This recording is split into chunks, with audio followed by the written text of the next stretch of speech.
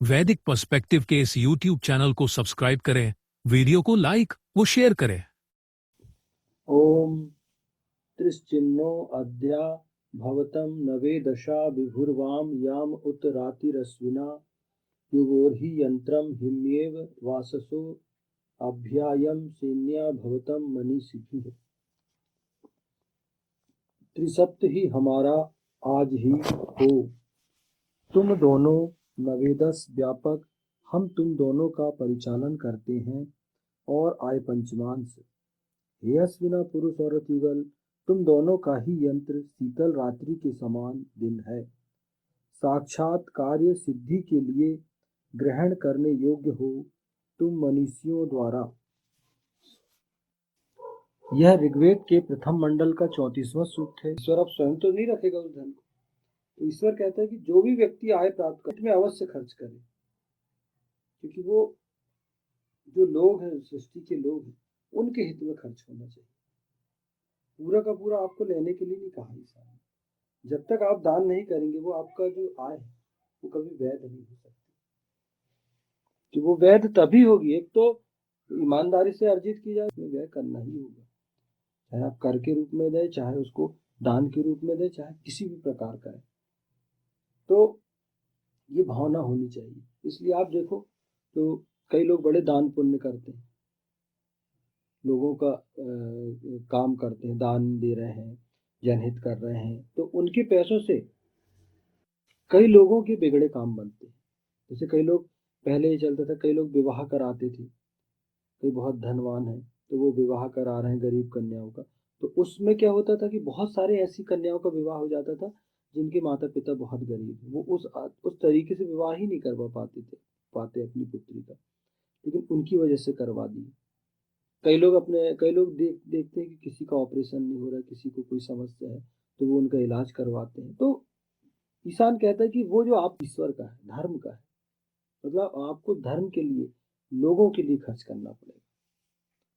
तो छठा है, मतलब मंत्र ये होता है कि वेदाध्ययन जो प्रतिदिन आप करते हैं थोड़ा थोड़ा 1 घंटे, उससे क्या होगा कि ज्ञान का आदान प्रदान होगा। लोग आपकी जो डिफिकल्टीज आएंगी, जो कठिनाइयां आएंगी, उनका लोग निवारण करेंगे वेदाध्ययन में, वेद को समझने में। तो ये चीजें हैं जिसमें पहले के 3 जो हो गए, ईशान है वो केवल एक है, दूसरा वेद ईशान का ग्रंथ है, शास्त्र संविधान ग्रंथ है, तीसरा दिव्यजन होता और होकर रहेगा, मतलब स्वर्ग नरक के रूप में मानव को अच्छे बुरे कर्मों का प्रतिफल देना। ये हो गए 3 आधार स्तंभ। 3 आचरण स्तंभ हो गए, स्तवन, आय पंचमांश और मंत्र। अब 7वां रहा, अलग है वो, जीवन उद्देश्य। कृणवंतो विश्वमार्यम, ये जीवन का लक्ष्य होना चाहिए व्यक्ति का। अब इसका मतलब क्या हुआ? कृणवंतो विश्वमार्यम, कि संपूर्ण विश्व को श्रेष्ठ बनाओ, आर्य करो। आर्य मीन्स होता है श्रेष्ठ। यदि आप आर्य शब्द की मीनिंग देखेंगे तो उसका मतलब होता है श्रेष्ठ बनाना। श्रेष्ठ अर्थात उनको, वो श्रेष्ठ बने हर क्षेत्र में, मतलब उनके कर्म उच्च हो, सत्कर्मी हो, समाज के लिए प्राणवायु के समान हो, कि समाज में उनकी आवश्यकता है, ऐसे व्यक्ति बनाना, उसको कहा जाता है श्रेष्ठ। जिसके होने से किसी को कोई नुकसान ना हो, जिसके होने से लोगों को फायदा ही फायदा पहुंचे, और जो ऐसे कर्म करे जिससे सृष्टि भी लाभान्वित हो, वह स्वयं भी लाभान्वित हो, उसका परिवार, समाज सभी लाभान्वित हो। मतलब श्रेष्ठ बनाना मतलब सत्कर्मी बनना। आप उसको नॉर्मली तरीके से ये बोल सकते हैं कि ये जीवन का उद्देश्य है, सत्कर्मी बनना। अब इसकी शुरुआत ये तो बोल दिया गया, लेकिन यहाँ पर कहा गया है कृणवंतो स्वयमेव आर्यम, सबसे पहले व्यक्ति को स्वयं श्रेष्ठ बनना है, तब आप दुनिया को बनाओगे। क्यों? जब आप स्वयं ही श्रेष्ठ बनोगे तो आप भी तो दुनिया का ही अंश हो, इस दुनिया में आपकी ही गिनती है, तो आपने विश्व को तो श्रेष्ठ बनाया। तो सबसे पहले व्यक्ति को स्वयं श्रेष्ठ बनना है, स्वयं सत्कर्मी बनना है, स्वयं अपने अंदर, अपने शरीर में, अपने मन में उन गुणों का विकास करना है जो सामाजिक जीवन जीने के लिए आवश्यक है।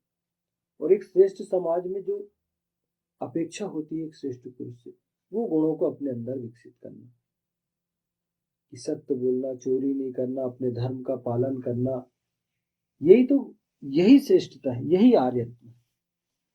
तो यहाँ पर बहुत अच्छे से बताया गया है, त्रिसप्त को बहुत अच्छे से यहाँ पर परिभाषित किया है ईशान ने कि त्रिसप्त जो है वो व्यक्ति कैसा हो। उपरोक्त 7 रत्न यही अन्यत्र वेद में 7 मर्यादाएं कही गई। हाँ, ये जो 7 रत्न की संज्ञा ईशान ने यहाँ दिया है, तो वेद अन्यत्र वेद में इन्हें सप्त मर्यादा कहा गया है। 7 मर्यादा, सप्त मर्यादा कव्य ततक्षु। 7 मर्यादाएं क्रांतिदर्शी मेधावियों द्वारा निर्मित की गई। अथर्ववेद कांड 5 सूक्त 1 मंत्र 6, ये अथर्ववेद में है, 5वें कांड के पहले सूक्त की 6ठा मंत्र की 7 मर्यादाएं क्रांतिदर्शी मेधावियों द्वारा निर्मित की गई।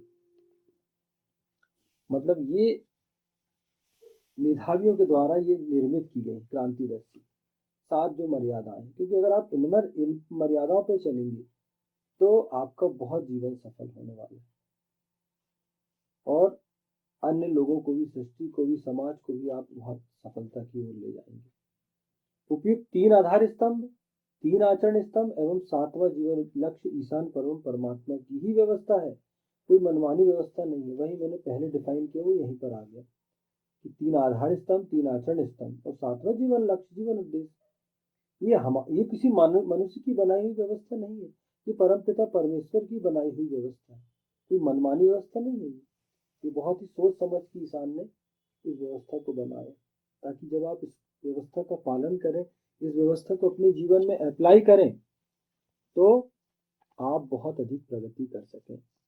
आज ही हो तुम दोनों नवेदस,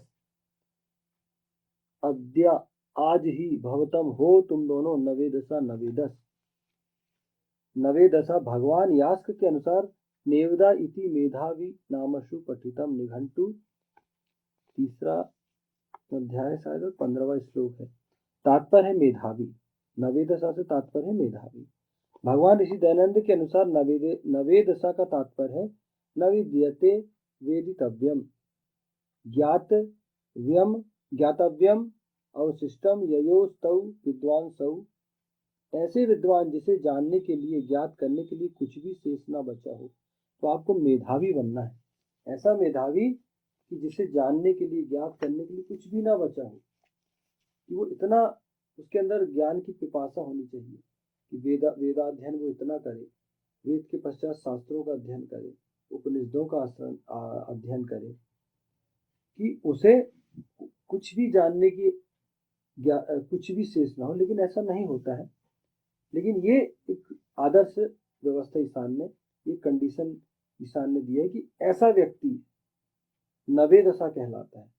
मतलब ऐसा मेधावी भी बहुत होते हैं, लेकिन नवेदशा यहाँ विशेष शब्द इस्तेमाल किया है ईशान, जिसका यास्क ने मेधावी अर्थ किए हैं और महर्षि दयानंद सरस्वती ने, उन्होंने ये वाला अर्थ किया है कि जिसे जानने के लिए, ज्ञात करने के लिए कुछ भी ना बचा हो। दोनों दृष्टिकोणों को एक साथ लेने पर इस मंत्रांश से यह स्पष्ट होता है कि त्रिसप्त के विषय में दंपति को, पुरुष औरत युगल को आज ही अभी तत्काल जानना आवश्यक है। हाँ, इसका हम ये अर्थ भी ले सकते हैं, अगर दोनों दृष्टिकोणों को साथ लें, उधर मेधावी कहा गया है यास्क मुनि के द्वारा और इधर महर्षि दयानंद के द्वारा जो मैंने अभी बताया, तो इससे स्पष्ट है कि जो पति पत्नी है, दंपति, पति पत्नी या पुरुष औरत युगल, जो युगल है पुरुष का और औरत का, उसको युगल कहते हैं, तो उनको त्रिसप्त के विषय में तत्काल जानना आवश्यक है, क्योंकि इसको जाने बिना वो एक श्रेष्ठ जीवन नहीं जी सकती। इसलिए पहले क्या होता था, विवाह जो है वो प्रशिक्षण सिद्ध अधिकार था। वैदिक काल में विवाह जन्म सिद्ध अधिकार नहीं था, विवाह प्रशिक्षण सिद्ध अधिकार था। प्रशिक्षण मीन्स आपको आने वाले गृहस्थ जीवन के लिए समाज तैयार करता था। गुरुकुल होते थे, समाज के विद्वान जन होते थे, सामाजिक संरचना ऐसी थी कि वो तैयार करते थे आपको कि आपका विवाह करके आपको इस सृष्टि को क्या देना है, और उस हिसाब से वो प्रशिक्षित करते थे कि विवाह करने के पश्चात क्या क्या समस्याएं आती हैं। पहले तो एक दूसरे को समझो, फिर आर्थिक समस्याएं हैं, पारिवारिक समस्याएं, तो उनके विषय में ट्रेनिंग दी जाती थी, बाकायदा प्रशिक्षण दिया जाता था। तो ईशान कहता है कि इसे तो विलंब या संदेह न रहे, पूर्णतः संतुष्ट होने के उपरांत ही इस जीवन व्यवस्था को अपनाएं। हाँ, इससे क्या साबित होता है कि वैदिक जो व्यवस्था है, ये जो व्यवस्था है, ये आप पर थोपी नहीं गई कि आपको ये मानना ही है। नहीं, परम पिता परमेश्वर ने सभी को स्वतंत्र छोड़ा है। वो जैसा अपना जीवन चाहे जी सकते हैं, लोग जीते हैं। जो मर्जी आए वो करिए, बिल्कुल करिए, क्योंकि स्वतंत्रता ईश्वर ने दिया है आपको। परम पिता परमेश्वर ने आपको स्वतंत्र छोड़ा है। कहीं पर भी आपको जबरदस्ती नहीं की गई है कि आपको ये करना ही पड़ेगा। इसलिए ईशान यहाँ कह रहा है कि पूर्णतः संतुष्ट होने के उपरांत ही इस जीवन व्यवस्था को अपनाएं। पहले आप तर्क वितर्क करेंगे विद्वानों से इस व्यवस्था के विषय में, वेद को जानने वाले, और जब आपको लगे कि वाकई में ये व्यवस्था हमारे लिए हितकर है तो हमको अपनाना है, लेकिन आपको जानना तो है। तो यहाँ से ये एक बात और भी स्पष्ट है कि वेद में ईशान ने आपको सलाह दिया है। मंत्रणा, मंत्र, मंत्र यानी क्या होता है? सलाह। जो वेद मंत्र वो सलाह है ईश्वर की आपको, परम पिता परमेश्वर की। वो आमंत्रित करते हैं कि आप वेद के अनुसार जीवन जिए, आप आगे, आप सफल होंगे, आपका जीवन सफल होगा। लेकिन क्या होता है, बहुत हम वेद के अनुसार कहाँ जीवन जीते, हम तो वही जीवन जीते जो हमें अच्छा लगता है। हमें कोई चीज अच्छी लगी तो हम विचार नहीं करते कि वो सही है या गलत है। हमको तो वो चीजें होना ही कि भैया नहीं, ये चीज हमारा मन ये कह रहा था, हमको ये चाहिए। तो यहाँ बहुत अच्छे से व्यवस्था ईशान ने दिया है, लोकतांत्रिक व्यवस्था है। अपनी ओर से बार बार पुनर्विचार ढुलमुल नीति न अपनाई जाए। यदि ऐसी नीति अपनाई जाती है तो इस व्यवस्था के पूरे लाभों से ऐसा युगल वंचित रहेगा। हाँ, मतलब ईशान ये कह रहा है, ईश्वर ये कह रहा है, परम पिता परमेश्वर ये कह रहा है कि आप इसको समझो और बार बार पुनर्विचार ना करो, ढुलमुल नीति ना अपनाओ। जब आचरण करने हैं इस व्यवस्था पर, तो ये नहीं कि अरे यार आज तो हम वेद नहीं पढ़ते, अब अगले हफ्ते पढ़ेंगे। उन्होंने कहा यार अभी तो मैं कंफर्ट नहीं हूँ, अभी बिल्कुल मेरा मूड सही नहीं है, तो मैं अच्छे आचरण अभी तो नहीं कर सकता भी। मैं तो अभी अपने मन का ही करूंगा, वो देखेंगे भविष्य में। लेकिन भैया मेरे पास पैसे आए, अरे यार अभी कहाँ दान पुण्य का समय है, अभी तो मुझे अपनी जरूरतों से मुक्ति नहीं मिल रही। नहीं, ईशान कहता है कि जब आप, अगर आप इस व्यवस्था को समझ रहे हैं तो फिर उसको समझिए अच्छे से। बार बार अपन विचार करना उस व्यवस्था पे, बिल्कुल इंद्रियों के बस में होकर आचरण करना नहीं। ईशान कहता है कि जब आप इसको समझ चुका है तो फिर इस पर चलना है आपको, बिल्कुल चलते रहना, इस इनके नियमों के अनुसार चलना, क्योंकि वो नियम आपको लाभान्वित ही करेंगे। तो ये ईशान अपने आज्ञाकारियों से अपेक्षा रखता है। यदि ऐसी नीति अपनाई जाती है तो इस व्यवस्था के पूरे लाभों से ऐसा युगल वंचित रहेगा। ईशान स्पष्ट कहता है कि यदि आप बार बार इस प्रकार की नीति अपनाएंगे, बार बार इस प्रकार की हरकत करेंगे कि आप बिल्कुल समझदारी नहीं दिखाएंगे, तो निश्चित रूप से आप इसके लाभ से वंचित रहेंगे। क्योंकि आपको लाभ तभी मिलेंगे जब आप टू द पॉइंट उस पर चलेंगे, जो कहा ईशान ने उस पर आचरण करेंगे। तो एक तो उससे क्या है, आपके व्यक्तित्व में भी निखार आएगा, आपके अंदर बहुत सारी प्रतिभाएं जन्म लेंगी, आप वेदाध्ययन करेंगे, वेद को समझेंगे, वेद मंत्रों को अच्छे से समझेंगे, आप दान देंगे, जनहित के लिए अपने धन को व्यय करेंगे, दान के रूप में देंगे कि वो धर्म का हिस्सा, ईश्वर का हिस्सा है। तो आपके अंदर लालच नहीं आएगा, लोभ नहीं आएगा, और आपके उस धन से न जाने कितने लोग लाभान्वित होंगे। उसमें उस दिव्य इतिहास में शास्त्रों पर चर्चा करनी है। तो जब आप बहुत सारे लोगों के साथ समूह में बैठकर ये करेंगे तो ज्ञान का आदान प्रदान होगा, आपका ज्ञान सुदृढ़ होगा।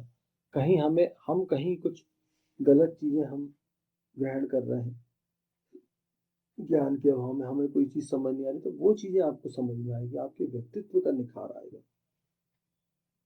तो ये ईशान अपेक्षा करता है अपने आज्ञाकारियों से कि आप त्रिसत्य को अपनाओ। मुख्य फोकस कहाँ है यहाँ पर, इस मंत्र में पूरा फोकस है त्रिसत्य।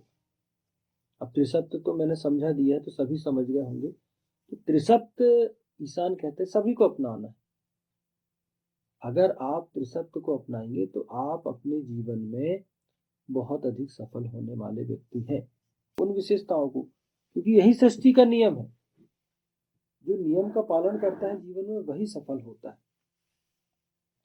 त्रिसत्य ही हमारा आज ही हो, तुम दोनों नवेदश व्यापक, हम तुम दोनों का परिचालन करते हैं।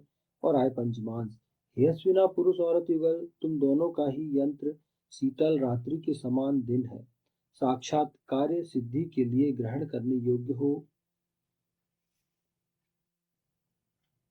तुम दोनों मनुष्यों द्वारा ओम त्रिश्चिन्नो अद्या भवतम नवे दशा विभुर्वाम याम उत्तरातिरश्विना युवोर्हि यंत्रम हिम्येव वाससो अभ्यायम सेन्या भवतम मनीषिभिः। ओम।